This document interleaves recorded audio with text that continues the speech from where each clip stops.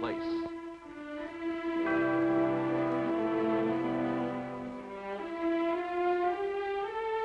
Starring Dorothy Malone as Constance Mackenzie, Warner Anderson as Matthew Swain, Ed Nelson as Michael Rossi, Mia Farrow as Allison Mackenzie, Ryan O'Neill as Rodney Harrington, and Barbara Parkins as Betty Anderson.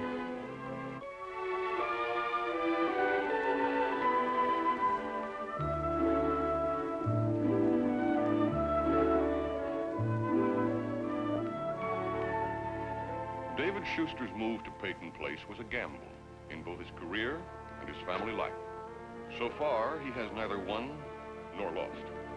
Doris? Doris? David, I had no idea it was so late. Hi. Hi. Did you have a rough day? It was all right. How's it going with Kim? Just fine. I'm sorry, I must look a mess. It's a little exhausting taking care of Kim. No, you look fine. It is going well, eh? Yes, it is going very well. And, how was your day? I ran into Allison on the square. Oh? Well, then, you know all about it. Do I? Couldn't possibly have come as a complete surprise to you. I told you last night that I was going to fire her. That's an interesting word. Oh? Well, then, dismiss, terminate her services, anything you like.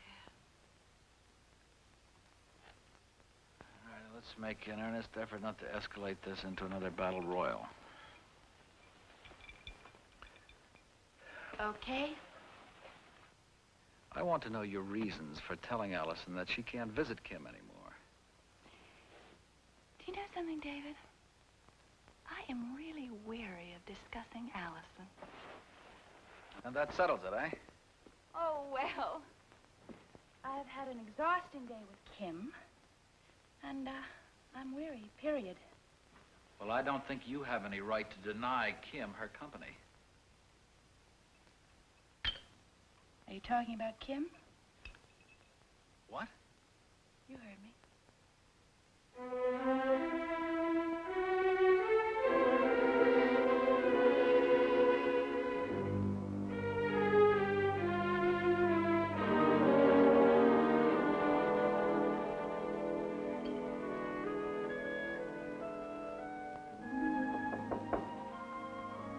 Yes? Anything wrong? No. I'll be down in a minute to help Mother with the dishes. You said you could skip them tonight. Allison, if you ever have anything you want to discuss, any questions you want to ask, you know I'm here, don't you? Yes. Is anything wrong?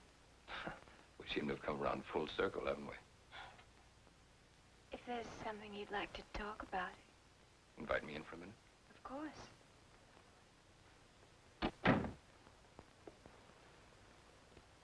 So you still have no idea why you lost your job? No. I told Mother everything I know, which isn't very much. It was awfully abrupt, wasn't it? Yes. And you still have every reason to believe they were pleased with your work. I thought so. Do you know something about it that I don't? Well, Allison, I think you're a very beautiful girl. You must know that you're attractive to men. Sometimes a girl your age won't see things that might be apparent to someone else because she's not expecting it. Do you understand?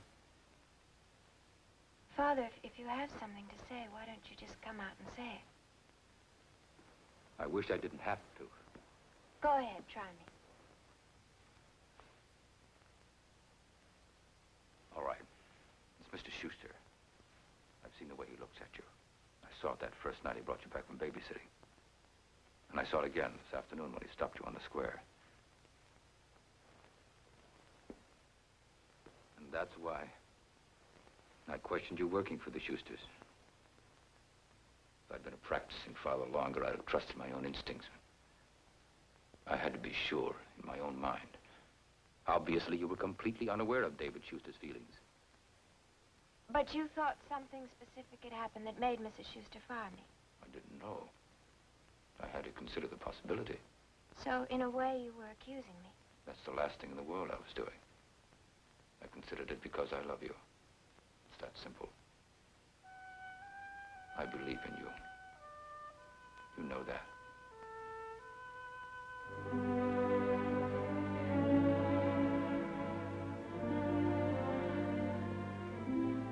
I think that I was aware that Mr. Schuster liked me, but I never really gave it much thought until now. Good night, Allison.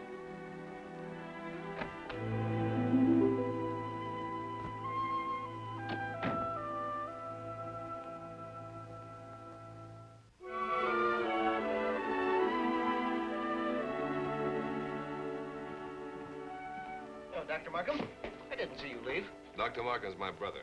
I'm Kenneth Markham. Oh, excuse me. You look just like him. Yes, I know. I'd like a suite of rooms, a couple of extra telephones, and a room adjoining mine for my executive assistant, Mr. Fletcher. He'll be here first thing in the morning. Yes. You must be the one who arrived by helicopter this morning.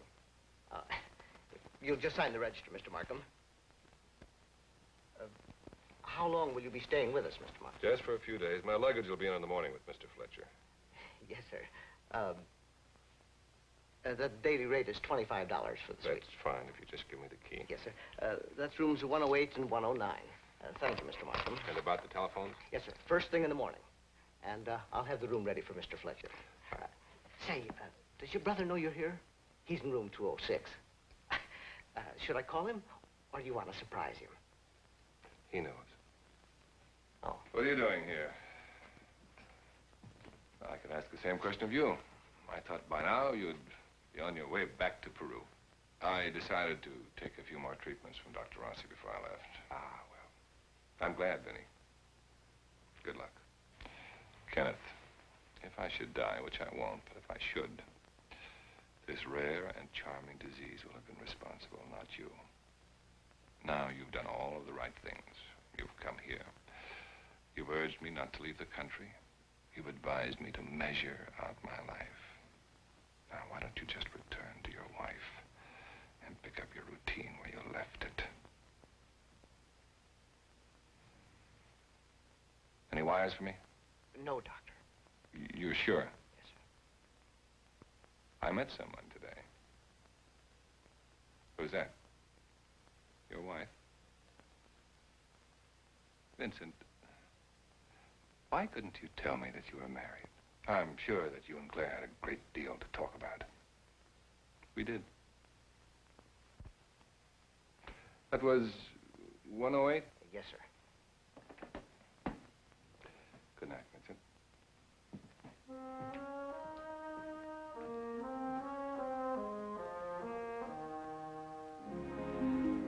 Anything happen at the drugstore today? Well, I made 100 deviled egg sandwiches, and I whipped up about 1,000 malts, with and without whipped cream. I poured about 1,000,000 cups of coffee. It was really an exciting day. Didn't you see any of your friends? Yeah, I did. They came over in the afternoon. We had a party. Now, don't you get sarcastic then. Okay, please don't nag. I don't call it nagging just because a mother takes a little interest in All it. right. Well, something's bothering you. I said no. Then why were you crying last night? And don't tell me you weren't because you kept me up. I'm sorry. For what? Keeping you up. Oh, now look, Rita, that's just... Please, Mother. I'll get it. Hello? Oh, yes, Mrs. Volney, this is Rita. Yeah, I did. It was a lovely party. Yes, I did. Thank you.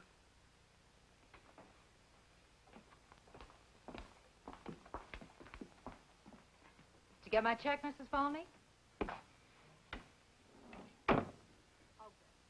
Thanks again for calling.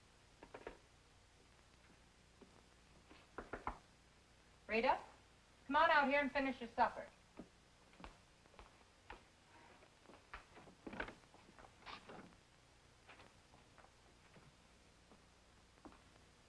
I don't get it. I just don't. I don't know what to do with you. You won't tell me what's wrong. You won't tell me anything. Now, who are you expecting to call? No one. I wasn't expecting a call. Then why'd you jump? I don't know. Rang so loud. Stop it. Stop what? Stop pulling at me.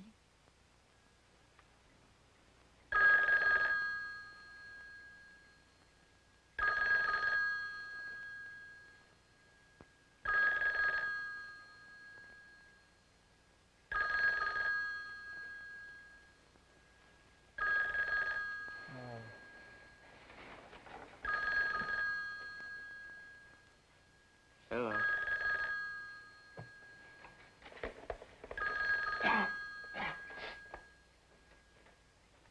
Yeah. Yes. It's Dad. He's calling from Switzerland. 5 a.m.? I tried to call him last night. I couldn't reach him. Hello?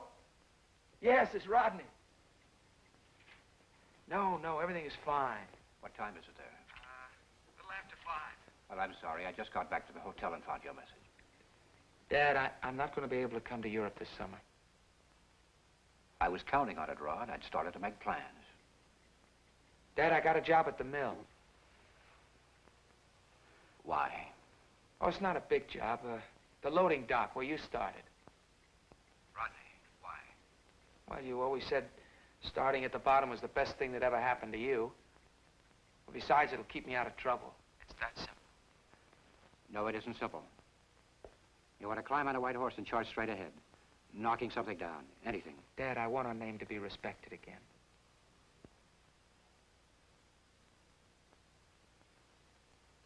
I never intended to leave that burden with you, Rod. Well, my name is Harrington, too, you know. Putting you in the mill could embarrass me. Your grandfather would like that. Listen, nobody put me in the mill. Mr. Schuster hasn't even mentioned grandfather or anything that's happened. Of course. I'm sure he's much too professional. He is, isn't he? Yes, he seems very professional. Hey, are you having a good time over there? Is Norman awake? Yeah. Does he want to come over here? Well, I don't know. He's thinking about it. Yes, that girl he mentioned. Yeah, that girl.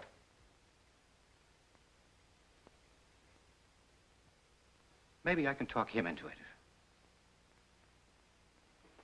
Oh, hold on.